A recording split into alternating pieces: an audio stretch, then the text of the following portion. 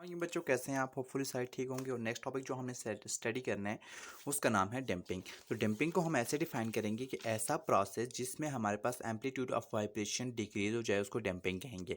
इससे पहले हमने जो टॉपिक पढ़े हैं उसमें हमने आइडियल केस लिया है, ठीक है। आइडियल सिस्टम हमारे पास ऐसा होता है कि जिसमें हमारे पास कोई भी बॉडी ऑसिलेट करती है indefinitely under the action of linear restoring force. यानी आपके पास ओनली ओनली आपके पास क्या जाती है, लीनियर रिस्टोरिंग फोर्स आती है। जैसे ये मैंने ले लिया ये, तो ये बॉडी जो मेरे पास मूव करेगी इसके ऊपर ओनली वन फोर्स लगेगी। इन case of ideal system, ideal में इसके ऊपर ओनली हम रिस्टोरिंग फोर्स को जो है कंसिडर करेंगे। लेकिन एक्चुअल लाइफ में हम देखा जाए, डेली लाइफ में देखा जाए तो ऐसा तो पॉसिबल है ही नहीं है कि आपके पास किसी बॉडी के ऊपर सिर्फ जो है रिस्टोरिंग फोर्स ही लग रही हो, बल्कि हमारे पास बहुत सारी ऐसी अदर फोर्सेस भी होती हैं जो हमारे पास क्या करती हैं, ऑसिलेशन को डिक्रीज कर देती हैं। कंसिडर करता हूँ यहाँ पे, सबसे पहले मैंने यहाँ पे आपको ये वाला सिस्टम कंसिडर करते हैं, mass attach to spring system. ये मेरे पास है यहाँ पे, ये किसी टेबल के ऊपर प्लेस किया हुआ है। अब देखें यहाँ पे मेरे पास इसके ऊपर कितनी फोर्सेस लग रही हैं। सबसे पहले इसका weight W equal to M G, ठीक है।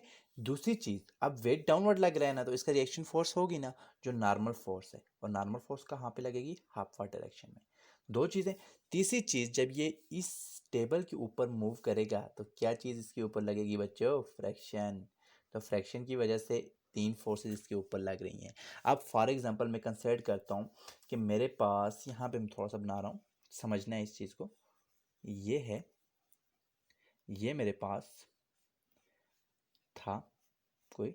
अब देखें ये इसकी मेन पोजीशन है, तो मैं वेव यहाँ से ड्रॉ करने की कोशिश करता हूँ। जिस टाइम ये यहाँ से मूव करके लेट्स सपोज मैं कहता हूँ यहाँ तक आया, तो मेरे पास इससे जो वेव प्रोड्यूस होगी वो यहाँ पे आएगी। और एनर्जी लेट्स सपोज मैं पहले कहता हूँ इसकी इतनी एनर्जी थी, ठीक है।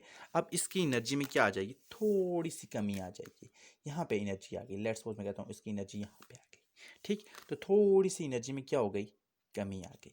अब ये क्या करेगा, जिस टाइम ओरिजिन पे आया तो रिस्टोरिंग फोर्स इसके ऊपर लग रही है ना, तो काइनेटिक एनर्जी भी इसकी है, ठीक है। क्योंकि यहाँ पे मोशन की वजह से हमारे पास एनर्जी जो होगी वो क्या होगी, काइनेटिक एनर्जी। जो ये यहाँ से यहाँ पे आएगा थोड़ा सा इधर, तो मेरे पास जो कंडीशंस बनेंगी वो क्या होंगी कि यहाँ से आके फिर, ठीक है, यहाँ तक पहुँच आया, तो मेरे पास थोड़ी सी एनर्जी में क्या हो जाएगी, और कमी हो जाएगी, ठीक है। तो अब नेक्स्ट जो मेरी ऑसिलेशन होगी, अगर पहले केस में ये मेरे पास यहाँ तक आया था, सेकंड केस में ये अब यहाँ पे कहाँ पे आएगा, यहाँ तक।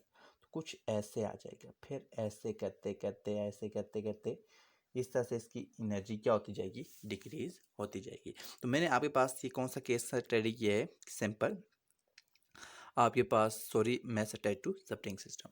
अब अगर यहीं पे अगर मैं लूँ आपके सामने ऐसा केस जिसमें हम सिंपल पेंडुलम को ले लें, जैसे आपकी बुक में भी दिया हुआ है, तो आपकी बुक में सिंपल पेंडुलम दिया हुआ है। अब देखें सिंपल पेंडुलम की वजह से आपके पास यहाँ पे भी सिंपल पेंडुलम है, यहाँ पे इन्होंने बनाया हुआ है, बेसिकली इसकी मोशन को इंडिकेट किया हुआ है, ठीक है। अब मोशन को इंडिकेट करेंगे तो सबसे पहले हमने ये कहा कि इनिशियली अगर हमारे पास ये oscillation up and down same रहेंगी, फिर with the passage of time क्या होती जाएंगी, कम होती जाएंगी, और करते करते ये आपके पास बिल्कुल स्ट्रेट लाइन आ जाएंगी। और जब ये स्ट्रेट लाइन आएंगी तो ये आपके पास straight line, what indicate you straight line, कि स्ट्रेट लाइन आपको क्या इंडिकेट करती है। तो स्ट्रेट लाइन आपको ये इंडिकेट करती है कि energy of body is approximately equal to zero. जितनी आपके पास इस स्ट्रेट लाइन के आपके पास ये होगा, ठीक है, इस तरह से, इस तरह से, तो आपके पास एनर्जी इतनी कम होगी। अब यहाँ पे है ना, तो एनर्जी हम यहाँ पे कह सकते हैं कि इसकी काइनेटिक एनर्जी काफ़ी ज़्यादा है। अब यहाँ पे थोड़ी सी कम है, यहाँ पे और कम हो गई, यहाँ पे और कम हो गई, तो इस तरह से इसकी एनर्जी क्या होती जाएगी, कम होती जाएगी, और इस तरह मोशन ऑफ पेंडुलम जो है इवेंचुअली स्टॉप हो जाएगी, ठीक। इसके बाद ये जो एनर्जी इसने लॉस की है ये कहाँ पे अपीयर होगी। देखिए सिंपल पेंडुलम में हमारे पास जो है तीन जो चीज़ें हैं इसकी एनर्जी को लॉस कर सकती हैं। यहाँ पे भी हमने तीन कहा था। सबसे पहले फ्रैक्शन ऑफ पिवट, ठीक है, जहाँ से ये बांधा हुआ है वहाँ पे भी तो फ्रैक्शन लग रही है ना, तो ये भी इसकी एनर्जी को रिड्यूस कर रही है। सेकंड आपके पास ग्रेविटी, इसका वेट। तीसरा एयर रेजिस्टेंस।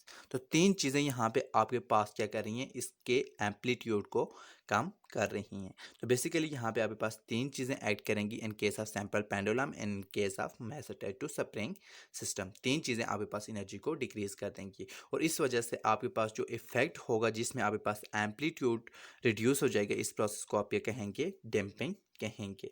अब जो है इसकी अगर कुछ एग्जांपल देखी जाए तो सबसे पहले हमारे पास सस्पेंशन स्प्रिंग ऑफ कार होता है जिसको हम शॉक एब्जॉर्बर भी कहते हैं। ठीक है, अब शॉक एब्जॉर्बर बेसिकली आपके पास क्या करता है कि जब भी आपके पास ये इस तरह की शेप का होता है, ये इसी तरह के शेप का होता है ना शॉक एब्जॉर्बर, अगर आप देखें। ठीक है, तो शॉक एब्जॉर्बर आपके पास क्या कहता है कि आपके पास जब गाड़ी किसी भी घड़े वगैरह से गुजरती है तो उसको झटका लगता है, उसकी वजह से क्या होता है कि आपके पास ये थोड़ी सी अप डाउन मूव करके अपनी ओरिजिनल पोजीशन पे आती है। अगर हम शॉक एब्जॉर्बर ना लगाएं तो क्या हो सकता है, तो शॉक एब्जॉर्बर अगर हम ना लगाएं तो हमारे पास इनर्शिया की वजह से ये होगा कि आपके पास ये गाड़ी क्या हो जाएगी, टूट जाएगी। अब ये जो स्प्रिंग होता है सम टाइम इसको क्या करते हैं कि आपके पास किसी ड्रैग मटेरियल के अंदर डाल देते हैं जिसकी वजह से इसकी विस्कोसिटी मटेरियल की इंक्रीज हो जाती है और ये एकदम से डैम्पिंग प्रोड्यूस करता है। अब यहाँ पे तो तीन ग्राफ हैं हमें दिए हुए हैं, उसको हमने स्टडी करना है। यहाँ पे मैं बनाता हूँ। सबसे पहला जो आपके पास दिया हुआ है ए ग्राफ, ठीक है, पेज नंबर 13 के ऊपर बच्चों देखना है आपने कि ए ग्राफ जो आपके पास है, ठीक है, कुछ इस तरह से आता है। ये आपको ए ग्राफ क्या बता रहा है, रिप्रेजेंटिंग अंडर डैम्प्ड ऑसिलेशन। ठीक है, अंडर डैम्प्ड ऑसिलेशन ऐसी है जिसमें आपके पास आहिस्ता आहिस्ता जाके एम्पलीट्यूड क्या होता है, डिक्रीज होता है, जैसा in case of simple pendulum या in case of mass attached to spring system. यह आपके पास अंडर डैम्प्ड ऑसिलेशन इसको कहेंगे। इसके बाद अगर मैं कहता हूँ कि मैं यही इसी मीडियम के अंदर विस्कोसिटी इंक्रीज कर दूँ, जैसे ऑयल वगैरह डाला, ऑयल वगैरह डालने की वजह से फ्रैक्शन फोर्स क्या हो गई, बढ़ गई ना, क्योंकि ऑयल की रेजिस्टिविटी क्या है, ज़्यादा है एज़ कम्पेयर टू एयर। ठीक है, तो इसकी रेजिस्टेंस ज़्यादा हो गई तो आपके पास इसको हम क्या कहेंगे, क्रिटिकली डैम्प्ड ऑसिलेशन। ठीक है, तो मेरे पास जो क्रिटिकली डैम्प्ड ऑसिलेशन का कुछ ग्राफ बनेगा वो कुछ इस तरह से आता है। ठीक है, क्रिटिकल डैम्प्ड ऑसिलेशन ये मेरे पास बी आ गया। और सी केस मेरे पास आता है, ये आता है मेरे पास ओवर डैम्प्ड ऑसिलेशन। और ओवर डैम्प्ड ऑसिलेशन ये है कि अगर इस मटेरियल की विस्कोसिटी को मैं फर्दर इंक्रीज करता हूँ। जैसे विस्कोसिटी का मतलब ये है कि आपके पास ऐसा मटेरियल जो बहने में रेजिस्टेंस फ्लो करता है। जैसे अगर आपके पास हनी है ना, तो हनी आपके पास बहुत ज़्यादा वेस्कस है एज़ कम्पेयर टू ऑयल, क्योंकि ऑयल तो ईजिली फ्लो कर सकता है, आप उसमें कोई चीज़ डालें तो वो आपके पास एकदम से तय में चली जाएगी, लेकिन हनी में तो ऐसा नहीं होता ना। तो आपके पास जितना ज़्यादा विस्कस होगा उसमें की डैम्पिंग इतनी ज़्यादा होगी। ठीक है, वो आपको डैम्पिंग में इतना ज़्यादा हेल्पफुल रहेगा। सो आपके पास ऐसा मटेरियल जिसकी आपने विस्कोसिटी बहुत ज़्यादा बढ़ा दी उसको आप ये कहेंगे ओवर डैम्प्ड ऑसिलेशन। दोबारा सुन लें कि ऐसा मटेरियल जिसकी विस्कोसिटी आपने बिल्कुल भी नहीं निकाली हुई, नॉर्मल आपके पास ऑसिलेशन है, उसको आप क्या कहेंगे, अंडर डैम्प्ड ऑसिलेशन। ऐसा मटेरियल जिसकी आपने विस्कोसिटी थोड़ी सी बढ़ा दी, ठीक है, उसको क्रिटिकली डैम्प्ड ऑसिलेशन कहेंगे। और ऐसा मटेरियल जिसकी विस्कोसिटी आपने बहुत ज़्यादा बढ़ा दी उसको आपने ओवर डैम्प्ड ऑसिलेटर्स का नाम देना है। इस तरह आपका ये टॉपिक भी कंप्लीट होता है। होपफुली नेक्स्ट टॉपिक के साथ इंशाल्लाह जल्द मुलाकात होगी। अल्लाह हाफिज़।